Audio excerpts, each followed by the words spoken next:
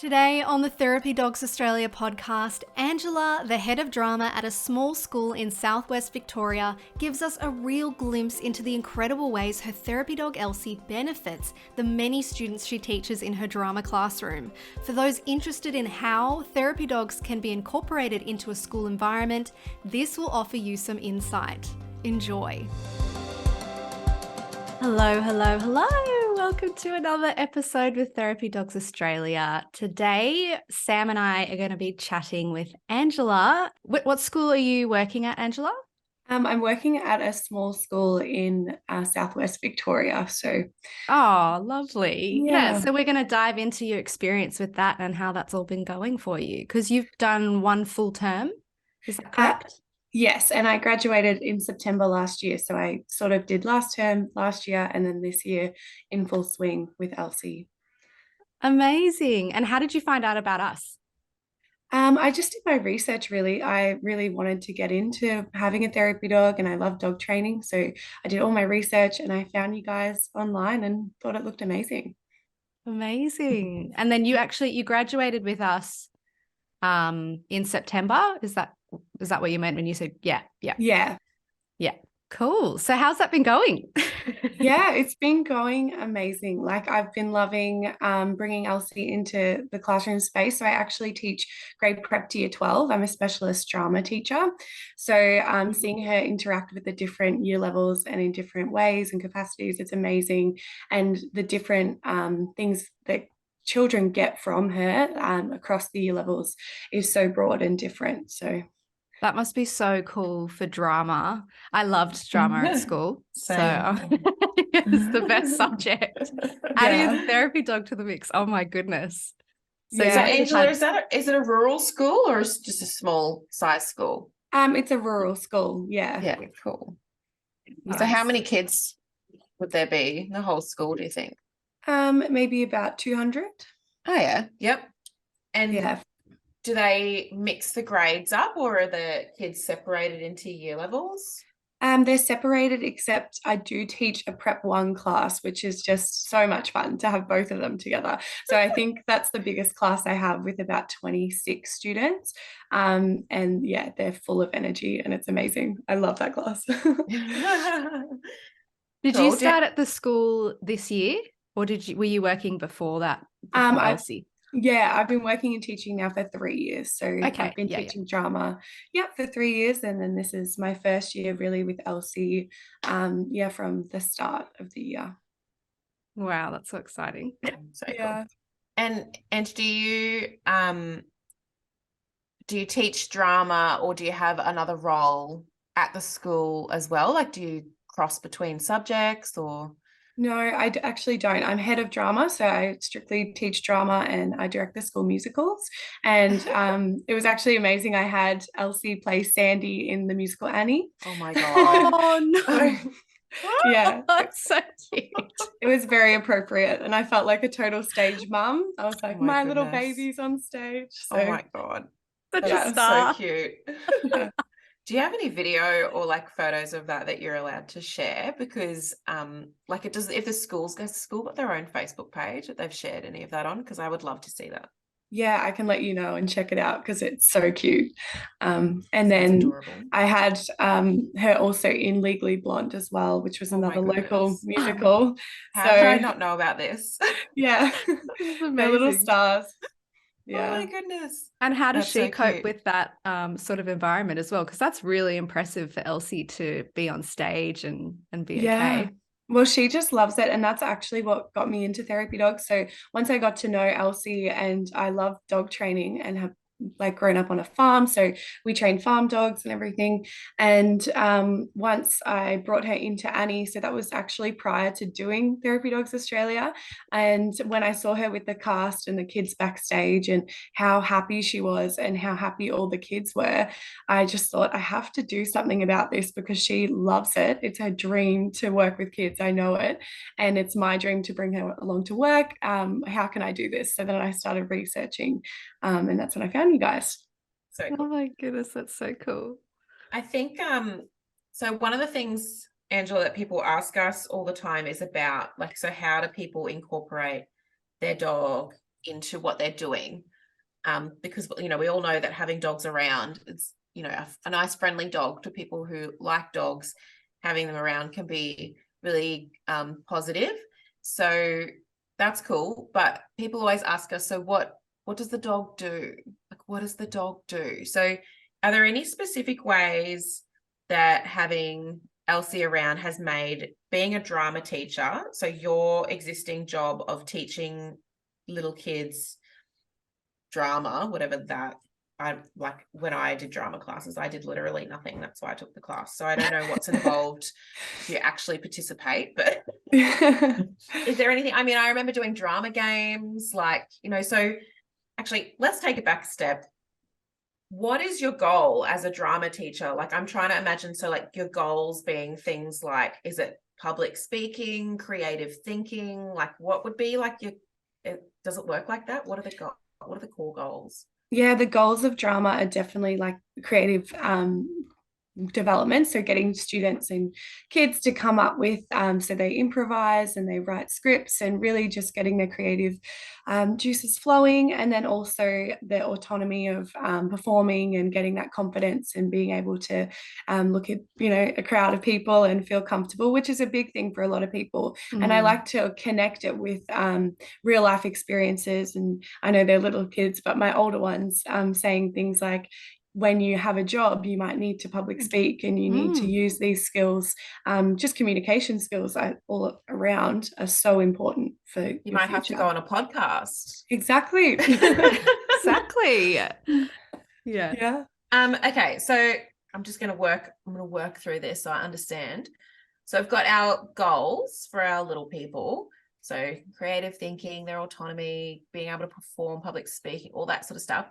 What are your challenges? Like, I can imagine, especially in the landscape that we've got in this day and age, I can imagine there's surely a lot of little people who are quite anxious, who are nervous. Maybe they don't have great creative skills. Maybe what would be the challenges? Is it getting nervous kids to participate?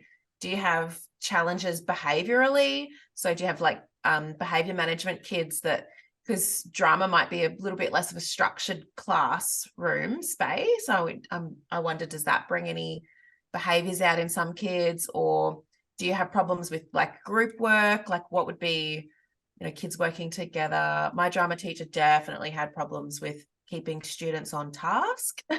Yeah. Well, I suppose mine are definitely in this climate after COVID and everything is well-being. So you have students that do show signs of stress and anxiety and depression, and that's a really big thing. Moving out of that context, and we're trying to not use that COVID language anymore to get students to feel empowered to talk and communicate. And bringing Elsie into that classroom has really made that happen. I've had students that have been nonverbal to me, and that's a real challenge. Like, they barely talk, they just say the bare minimum, or they're looking at the floor, and it's not really their happy place. And when I brought Elsie in, it was amazing to see their lift and how they could make eye contact with other students. And even if it's just at the beginning of the lesson and they're giving her a little pat, and then they might say to another student, like, do you have a dog? And I'm thinking, whoa, this is a conversation that's about to happen. And they start talking about dogs in general. Or so it really does warm that space and make them feel comfortable and safe to explore drama and be creative. So it's a wonderful thing to have her, as well as I use her in a lot of other capacities too, but especially on that entry point, it can calm the students down, definitely. Making notes so I can come back to these and Yes. we can discuss them in more detail. We've got well-being. Is there like an engagement piece? Like, so I know that's going to be attached. We are going to go further into that the well-being is going to be attached to the engagement. What about engagement in actual, because I remember like drama games, activities. So for people that haven't done drama before, like at school or whatever, you know, when you go somewhere and they make you do an icebreaker, like any kind of like team day or something like that, or some venue, or like, yeah, like we'll do them at like, Brumby camp, stuff like, they're icebreakers. Like, actually, Ange, do you know, like, what is the go with icebreakers? Do you know? Well, in general, they're probably just good to break the ice, but maybe to just get people out of their um own little shell. Like I think people enter Yeah. those sort of days and they're quite, if they're introverted or and they don't know people, they might feel more comfortable to reach out and ask for help or have a Also, chat. because how physical all those drama games are, it can help shake some of those nerves and tension that you're holding in the body too. So Yeah, even that just helps if you can get a little bit silly or relaxed or, you know. yeah. Definitely. I think humor is a big part of it. It's definitely the case that, like, you would know, like if there's no, okay, so let's compare, like, so going to a conference. So if you go to a conference and everyone's just sat wherever and like it's not a workshop kind of thing. And by the end of the conference, whether it's a day or 2 days or whatever, you've probably maybe had a bit of a chat with a couple of people. But when you do like a workshop and it's like a smaller group and you're supposed to be working together in the workshop, if they do an icebreaker, it just fast tracks that whole thing. So you gets you talking. It's like a semi-structured way of getting you to interact with the people around you so that you've broken down that barrier. Whereas if you don't have that structure to it, then you can sit next to someone for a whole day and not even just say anything more than hello. So I definitely think it's designed for that. I know that people are probably listening being like, of course it is, you idiots. Just Google it. I've just never looked into it. Yes. But yeah, so if we're thinking about like your drama games and stuff like that, I'm just was trying to put people back into that space of like how awkward it can be. Like when you first do an icebreaker, everyone's groans at it because it's like, oh, it's always something that's like a bit silly or And it can be a bit gets you out of your uncomfortable. And yeah, that, it gets you out of your the comfort icky. zone. Yeah, yeah. Like, ah. Uh, Okay, yes. so back to my point. So is Elsie, has she become a part of any drama games or things like that? Yes, she does. So, especially with the primary kids, sometimes she is actually the theme of the class. So, we make Elsie the total theme, and we're looking at Elsie because they learn a lot about animals and movement, and they also learn about emotions. So, acting different emotions and walking like different animals. We do super fun days where we just act like we're at a zoo, and you just think, like, how am I getting paid to be a giraffe today? But I actually think that all the time too.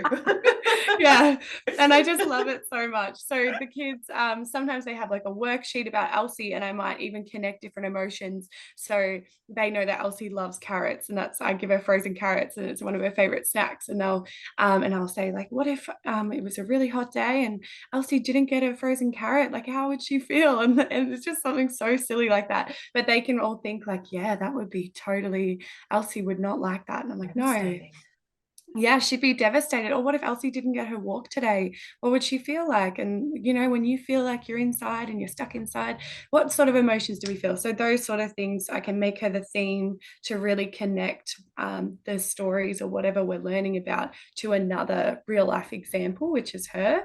The other thing is that she can also watch the performances, which they love. Oh. So, and she loves anything moving. Like she'll just sit on her bed and then her tail will be wagging when anyone is looking at her or talking to her. So I hope none of my kids are listening to this because she just loves everything. But they do think that she just loves their performance specifically, especially like the grade prep ones. They're like, Elsie loved mine. Her tail wagged so much. And I'm like, yeah. She did. She loved it, but she just loves them all the time. So oh my God, it's what a very legend. cute. Very, Yeah. very cute. All right, so we've got well-being, we've got engagement.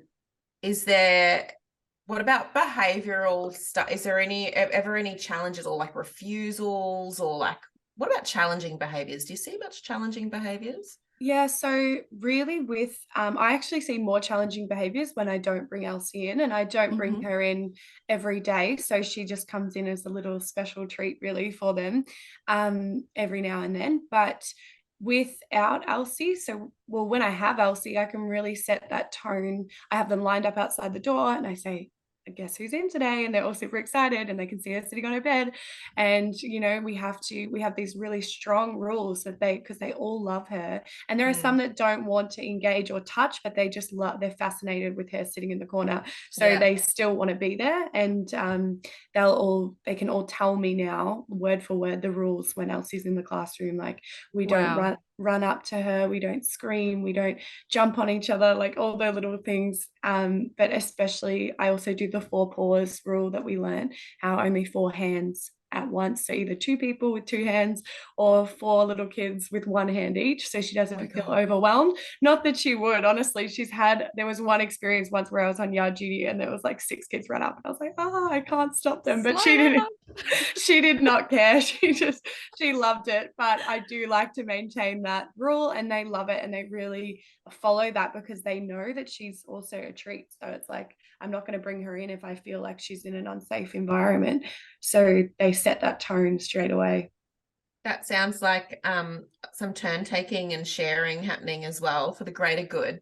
Yeah, definitely. It's also great just long term for understanding how to treat other dogs as well. So yeah, it's really good life skills there. Yeah, and a lot of the things, like when I brought her in, I thought I can't just bring in a therapy dog without a context. So for the first couple lessons, I actually went over the difference between a service dog and a therapy dog, and how we treat all dogs. Have you lost me? Oh no, I've got you. We've lost Sam. Oh, we've lost Sam. I don't know what's happened. Hi, Sam. Oh my gosh. She's back. Froze for ages, so I stopped my video and then I could hear you. Great. But yeah, I went over the difference of a service dog and a therapy dog and how we interact with all dogs. We don't just run up to a random dog on the street, or if it's tied to a pole, you don't know that dog. And talking about all the signals that dogs give us. So if anything, they all got a crash course in dogs and animal welfare, and they ask the most amazing questions as well about her that I love to answer. So it's been great. Awesome. That's really cool. Did you find our course, the Therapy Dogs course, help you as well feel more confident in the classroom with Elsie? Because, I mean, how old was Elsie when she started the course with us? Elsie was 12 months old, so she just hit the 1-year mark, and I signed up. And definitely, because all of that knowledge, I could have just told you roughly about it, but since doing the course, I'm all over it. I'm like, yeah, I know what a service dog does. And we even now brainstorm all the different types of service dogs, and what they can do and how we shouldn't interact with them because they're working, and the difference. If you see the purple jacket that says Therapy Dogs Australia, go up and say, can I please pet your dog? And I'm sure they'll say absolutely. So it's been great. That course really provided me with a strong understanding of so much that I can share with the kids. That's so good. Yeah.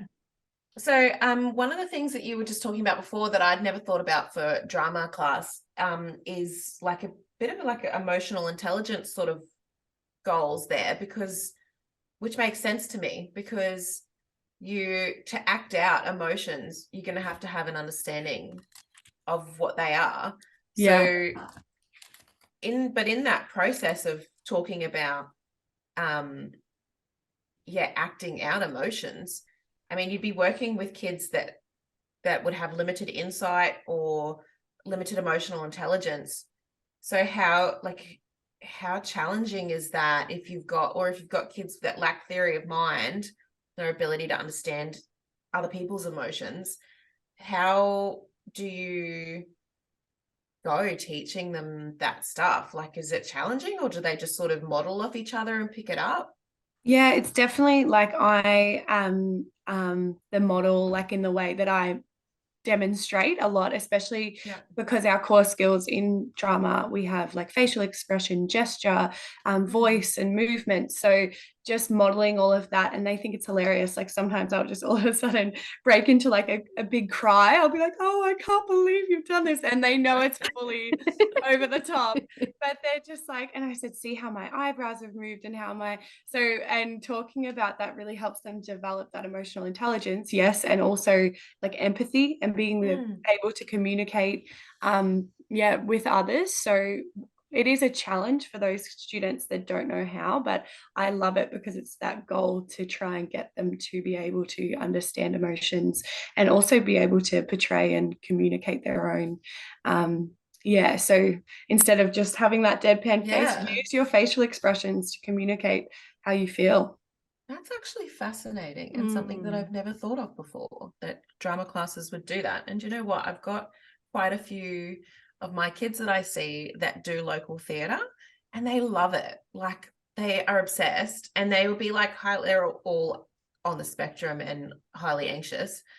And like, you'd think they wouldn't want to do theatre, like, you know, but from heaps of them, because we got a cool local theatre, but heaps of them mentioning it to me over the years. I've recommended it to other kids and families and stuff, but I've never really known, like, they haven't really described it. Like, they're sort of like, oh, you can just, like, surely that's hard for you to be in a show when you're so anxious.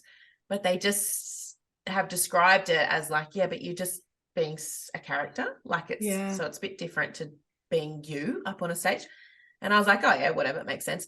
But this is making even more sense, that they're actually learning how to, express and interpret emotions, which is, that's actually really fascinating. Yeah, and I love connecting it to Elsie. They find it hilarious when we do like disgust, and I'll say like, so Elsie needs to go to the toilet, and what do we do on the walking track? Like, I get out my bag and I'm acting out like picking up the poo, and they think it's so funny, and I'm like, what am I acting? And they're like, disgust. It's so you can really change that. That's so If cool. they don't have the knowledge of an emotion, you can give them an example through Elsie, which is great. That's so cool. And I Amazing. suppose you can also apply Elsie's body language in when we're talking about expression and reading people and empathy. That must also play into Elsie's body language. Yeah, it does. And there was one girl just last week who she came in and had a fight with her friend in the playground at lunch and came into my class. I didn't know this. And Elsie came up to her because she was there early and just put her head in her lap, like just rested her head on her lap. And at the end of the lesson, she came up to me and she said, Elsie knew that I had a bad day at lunch and she could tell that my body Oh, language was sad. And she came up and put her head in my lap. And I was like, oh, Bless. that's so sweet. That's Yeah. so sweet. those moments are just Oh, absolute Elsie. gold. Yeah. Absolutely. That's so cool. Wow, this is really fascinating, Ange. So I want to try and go back to some of this other stuff we talked about as well, because I know people will be listening. This is what people are so desperate to hear, is like, but how is this useful? So, and you're giving us all this amazing information, but I don't want to skip over it. So when we talked about well-being, so the initial sort of coming into the room and things like that, that's like therapy dog 101. So a lot of people that haven't been able to, or people that probably haven't done any training, that's probably where it would end a lot of the time, is that kind of like, oh, well, kids like to come to the class, so job done. But also people that are struggling with ideas, because maybe they aren't drama teachers and don't have heaps of creative thinking. When we look at that well-being side of it, so that coming in and, you know, feeling like they can be, it's a safer space and things like that. We call that, so we have the social lubricant effect for that we know is working there. So it's the same as when we walk our dog down the street and, you know, you see someone else and they talk to you or they talk to your dog or whatever. But if you weren't walking your dog, you just walk straight past each other. So it's the social lubricant effect. So that's definitely going to be a part of what's happening when the kids come into the class and they're starting to say like, oh, do you have a dog? Or, you know, or they'll say something about the dog to each other, like, she's licking me, or like, you know, stuff like that. And then it's a shared experience. They've got joint attention on, you know, both of them, all of them have all of their attention on something. It's just really inclusive, just giving that effect there, which is awesome.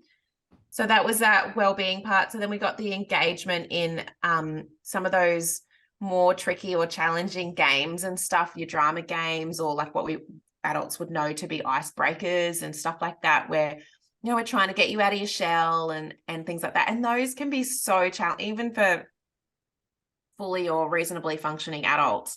That's like so hard to get involved in. So having Elsie involved in those sorts of games is sounds like it's getting the kids, you know, breaking those barriers down a little bit more for them, maybe a bit more encouraging for them. People might be listening to that going, okay, so but like what, but like how? Do you think so? When I involve my dogs in stuff like this, I don't always have to physically directly involve them. So sort of like what you said, like she watches the performances. So like sometimes it's stuff like that where the dog's not, you know, having to be really laborious in what they're doing. So would there be some sort of more subtle ways she's involved like that? And are there any that you can think of off the top of your head, ways that she's involved in a game? So like, for example, we might do relay races or something where, you know, the kids have to take the dogs on a lead and the kids are on either side of the room. And so one kid's going to go with the dog to the other side and then pass them over. But to get a real sort of teamwork thing happening, I might make that there's a challenge that when they get to the other side of the room, you know, like they've got to answer a question correctly, or they have to ask each other a question about themselves, or, you know, they've got to tell, what's your favorite color? Green. Okay. And then they have to run to the other side. Their favorite color is green. What's your, you know, like those kinds of things to pass off the dog. Can you think of, I know I'm putting you on the spot, but can you think of any either direct or indirect ways that Elsie can help with those sorts of games and things, just to help those people out there that are trying to think of some ideas?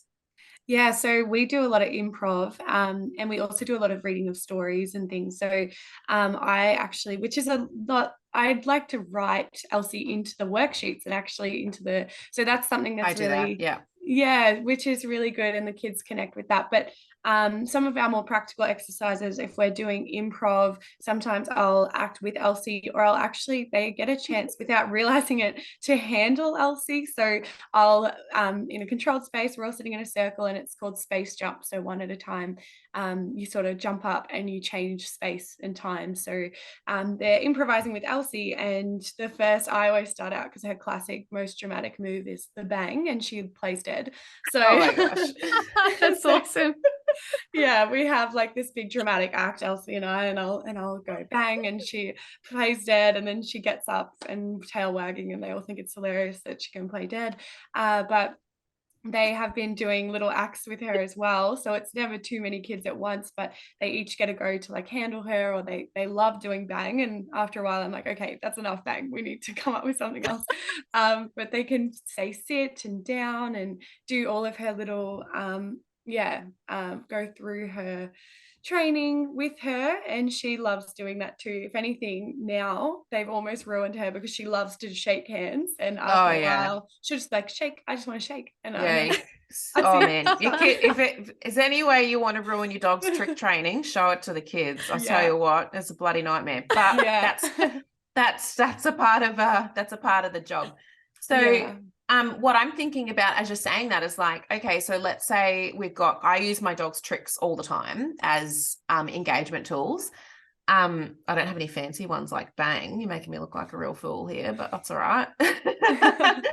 So when you're saying that, I'm thinking of things like, okay, so you could write down on a board, which is what I do, write a list of the tricks, and then you could have them build a story which involves the tricks. So like they've got to build a narrative that has the bang at the end, or maybe they build a narrative that's got the bang at the beginning and then there's like a war, or like, you know, something that happens like around these different tricks and stuff.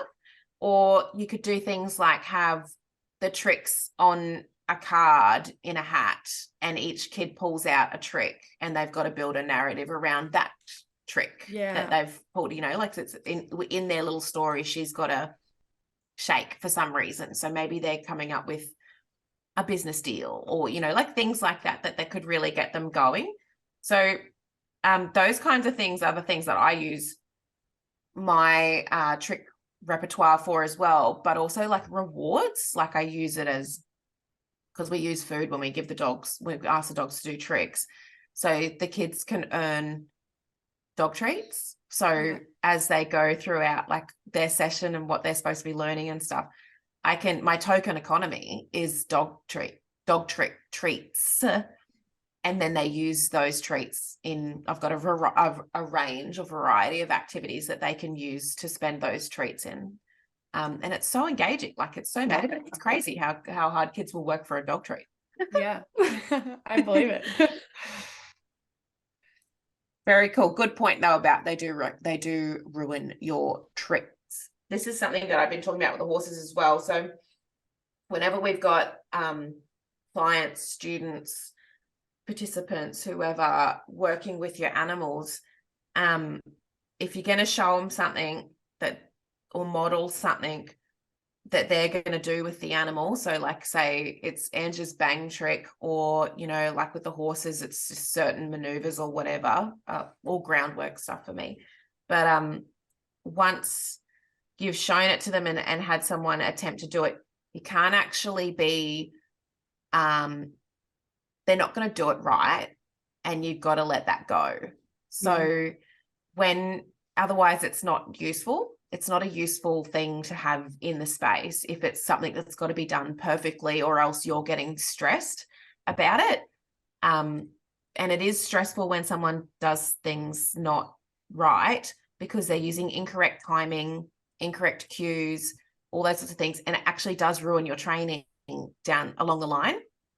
The only way to manage it is option one, avoid it, don't do it. So if I'm teaching my dogs or horses something new, and they're not at that sort of solid phase of learning with it yet, I don't show it to my clients, participants, whatever.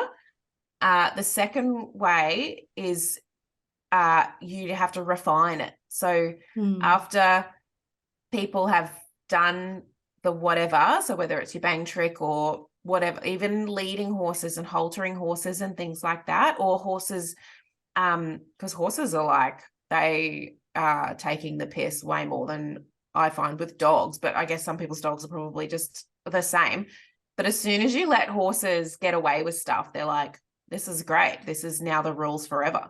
This is fantastic. I'll remember. Yeah, this is great. I don't have to stand still for anything, and I can be right in your bubble, and I can do all this stuff. This is fantastic. So I have to tune them up. So I have to actively have that in my mind that I do have to spend it. I can't just have my horses only in client sessions and doing client work because the clients are using incorrect timing or letting them be too pushy with them or whatever it is. So have you found that, Ange, that you've had to refine things, or is there things that you've sort of removed from the repertoire, or have you had any issues like that? I found that the best thing I ever learned, which I never realized from Therapy Dogs Australia, was the tone of voice, actually. So I love that. I never even thought about that. And as like a singer and a drama teacher, I'm like, that makes so much sense that they would listen to your tone. So I do find that with using a different tone and retraining Elsie since that two-tone has worked really well, and the kids will actually say stuff like, she just listens to you. If you call her, she just comes back. And I'm thinking, and I just joke, that's because she knows me the best and all this, but really it's because I'm using a different tone of voice, and probably because she does know me the best. But I do like to use that tone, and it's almost a singing tone, and the kids don't realize that because I'm always singing and animated. So but it does help a lot to have that in the back pocket, to know that if I do want her to move away from a group, or if I feel like they're overdoing something, I can reset the scenario and just put it on her bed and then say to them, I think Elsie's a bit tired of that one, and they really do engage well with that. They understand. I say, you have to think, if you were a little dog and you had 12 kids yelling bang at you, how would you feel? And they can communicate, I'd feel overwhelmed or a bit worried. So we don't do that. So they're really good.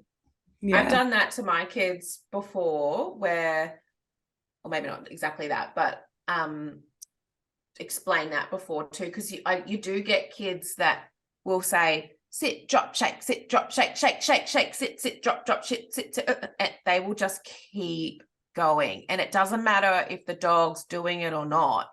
they're just going to keep going and keep asking and lots of stuff. So I let my dogs totally disengage from that. Like I never actually ask my dogs to follow through for something that someone else has asked them to do. If I want them to follow through, I'll ask them, but I don't get them to follow because they're around little humans that have no concept of how frustrating or stressful or overwhelming that could be if a dog really thought that they had to do everything that everybody else asked them to do. Yeah. Which realistically, my dogs don't ever have to do anything that anybody else asks them to do because I'm their handler. So I'm there. So exactly. You know what I mean? I think that's really what my dogs do now. You've said that without realizing. That's why Elsie listens to me, because I think she does actually disengage. She doesn't care. Like their little voices, that tone, she's just like, I love you guys, and I'll make eye contact and cuddle up, but I'm not going to actually listen to what you say. Yeah, I'm not doing anything you say. That also really helps with preventing like any adverse reactions, because they know that you're there in the room. So they can choose to disengage, but it's also because that they know that you've got their back and you're advocating for them as well, which is nice. Yeah, definitely. Yeah.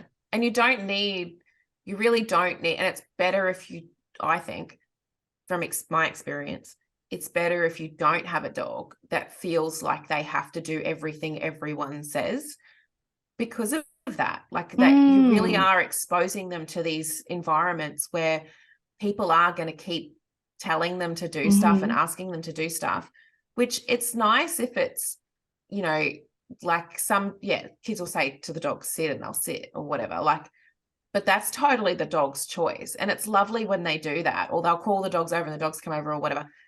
And that's great. Like that's really, really cool.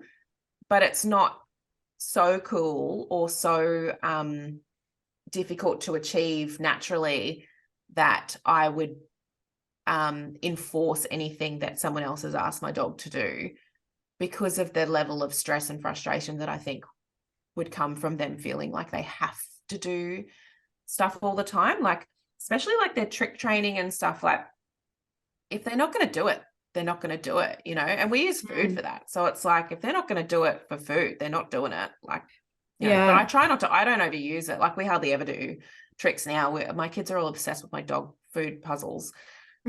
So they always choose that, or like they play hide and seek with the treats. What do you mean by dog food puzzles? You know those Nina Otterson puzzles? Oh, the puzzle toys. Like puzzle toys, yeah.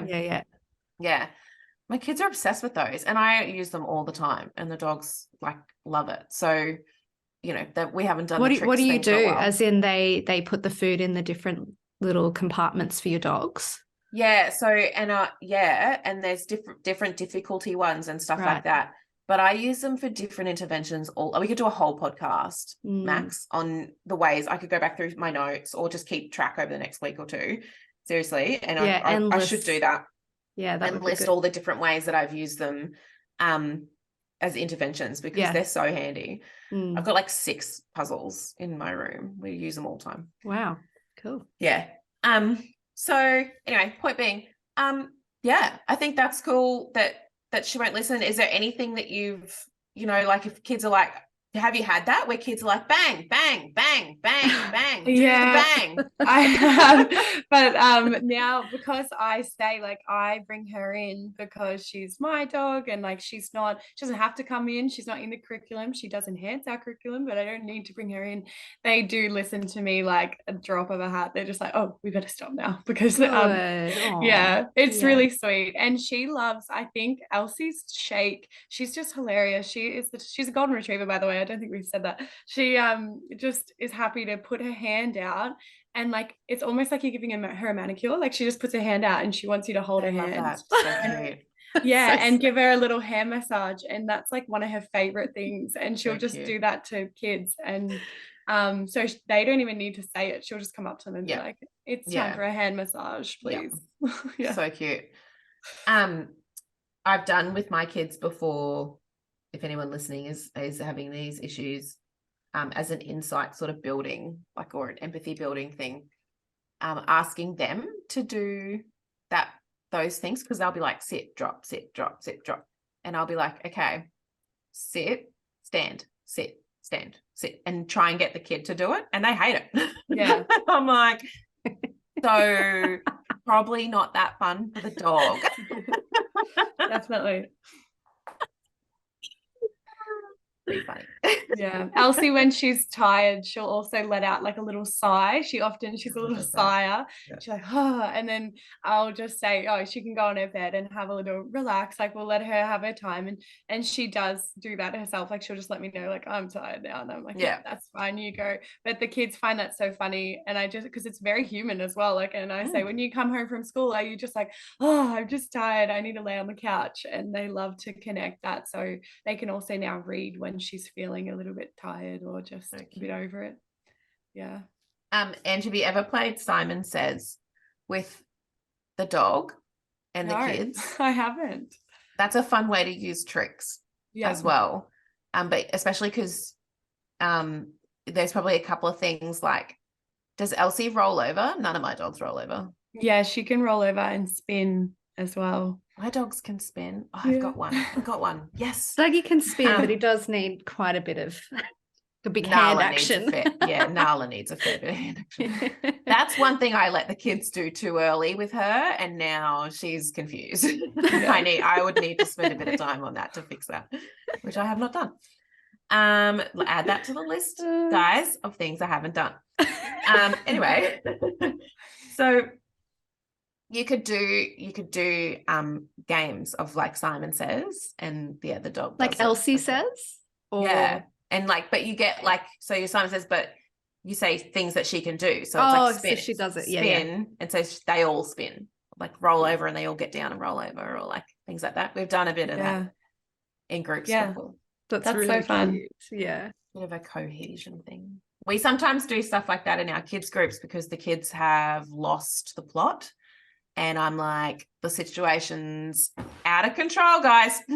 Yeah. The kids are just like, they get like so excited and overstimulated, and they're talking to each other about whatever, Minecraft, or like it's all just, and we've lost them.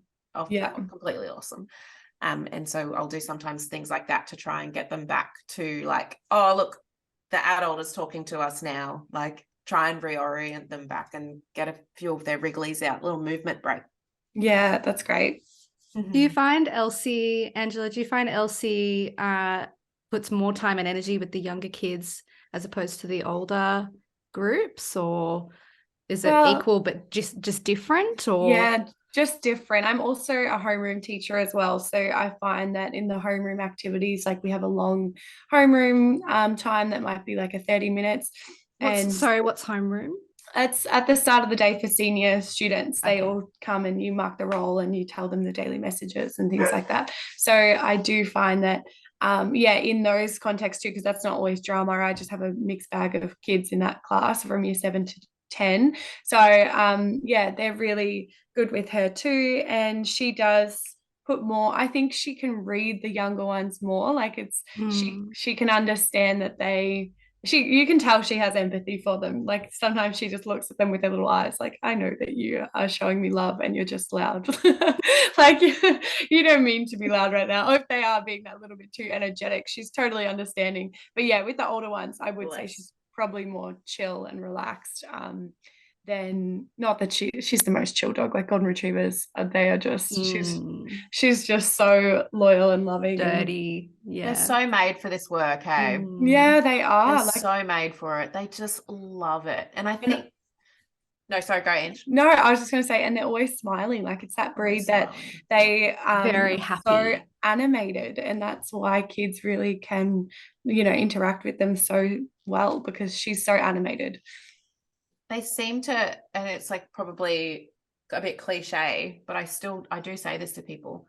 Golden retrievers and Labradors are made for this work. They just love it. And all breeds can do it. If you've got a dog that loves the work, who cares what breed they are, whatever.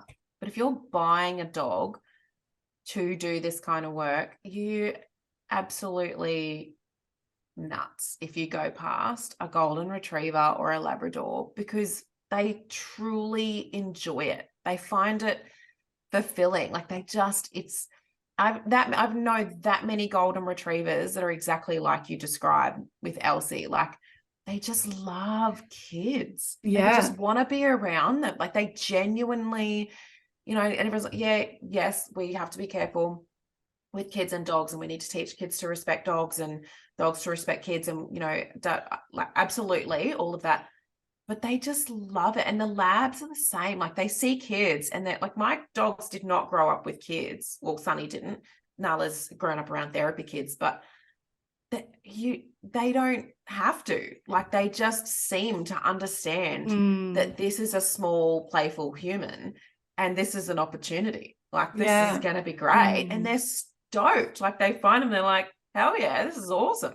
It's and just Elsie like every. Sorry, Angela. No, Elsie loves her uniform now. Like her little uniform, and she'll run to the car. Like she's literally, I get that uniform out, and she's like, "Yes, we're going to see little humans today. I'm at the car already." Like she's so excited. And I do use her in nursing homes as well. I've taken her to a few local nursing homes, and the kids love those stories because I'll tell them a little story. Like Elsie went for a little walk with Jeff, who's 85, and how do you think that she'd feel with him, and he's vision impaired, and so you can really communicate with the kids as well the different ways she can interact with people, and they love that. And at the moment they're actually doing an activity on I just gave them a couple prompts. So Elsie goes to the dog park, or she goes to the park and meets another dog. What happens next? And Elsie goes to the nursing home and meets a resident.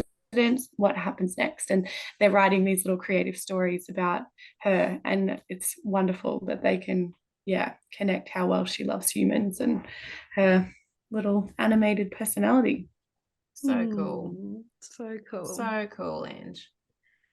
This has been really, really enlightening, really, really fascinating. Like I knew it was going to be interesting, but I really have really, really enjoyed this chat. This has been it's just really nice cool. Going through, the how, like we were saying. Yeah. Just hearing exactly how Elsie's being incorporated into the curriculum. And it's really cool. Yeah, there's just so many ways to incorporate them if you really think about it. And if you sit down and have a look at whatever you're teaching, like I feel even if I wasn't a drama teacher, I'd be able to embed her into our lessons. If you really do have a look, there's so many things that therapy dogs can offer to schools. I could not agree more with that statement. Caveat to that, some people, I reckon you've either get it or you don't. Like it's one of those things, and before this chat, I didn't think of it as a creative skill, but maybe it is. Maybe it's a creativity thing. But because I think that too, Ange, and I can help people find ways to incorporate their dogs into their jobs, and I don't do their job, but for some reason can still find lots of ways to lots of ideas to come up with. So it's interesting to hear that, because you're obviously a very creative person, and you've found it that there's so many ways. So I think this has been a really cool chat. It doesn't matter if someone doesn't come up with their own ideas. That's not the point. Like there are people out there who can come up with ideas. It doesn't mean that you can't involve a therapy dog in what you're doing. If you're not that kind of creative in that way, that's fine.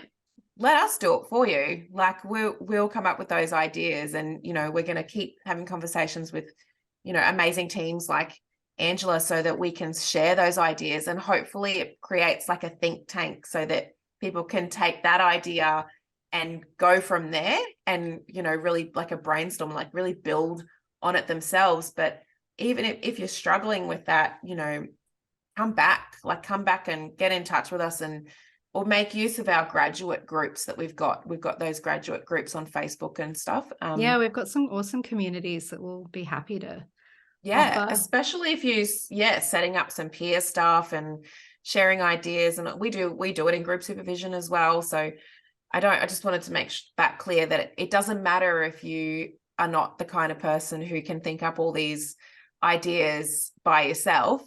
That's okay too. But it's just really cool that you're able to do that, Ange. Well done. Yeah, no, thank you so much. And thanks to you guys and the course for like setting me up to be able to do it. It's been such a pleasure. I've loved every minute of embedding Elsie into my classes, and I love the course as well. It was awesome. So I'm very lucky. And you have an Instagram, Ange, as well, don't you? So Yes, people I can do. follow you and Elsie. Yeah, so my Instagram is billy.and.co. But so my first dog was Billy, and she's a cavoodle, and she's the main character of the Instagram because I got her first. But Elsie, I got second, and Billy has been in shows as well, but she's not a therapy dog because she's just so food driven. I honestly realize it's like your firstborn child, you can make mistakes, and then the second one. So she's so cute, and she'll dance and act, and she'll do everything you want her to do, and she's the best Instagram model ever. But she's not a therapy dog because she'll look at me like, well, when's the treat coming? Yeah, how dare you? Yeah. Yeah, so I've just decided Elsie's the therapy dog, but she's also a good Instagram model too. She gets a feature, and so do all my other family's dogs. So that's why it's Enco, because we've got a big collection of dogs that we surround ourselves with. I love it. I love it. So I would recommend you follow Angela. Follow Angela, and if you want to hassle her, that's probably the way that you could do it. So if you think Angela's got some good ideas and you'd like to talk to her more, maybe hit her up through her DMs. Yeah, definitely. Is that all right, Ange?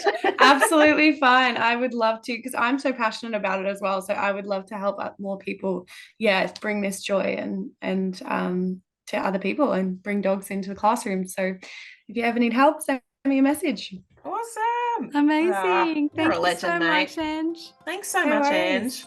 Thank you, guys. Thanks for listening to the podcast. If you're interested in studying with Therapy Dogs Australia, or you have a few more questions before deciding, please get in touch with us by emailing courses@therapydog.com.au or visiting our website at www.therapydog.com.au for more information and FAQs.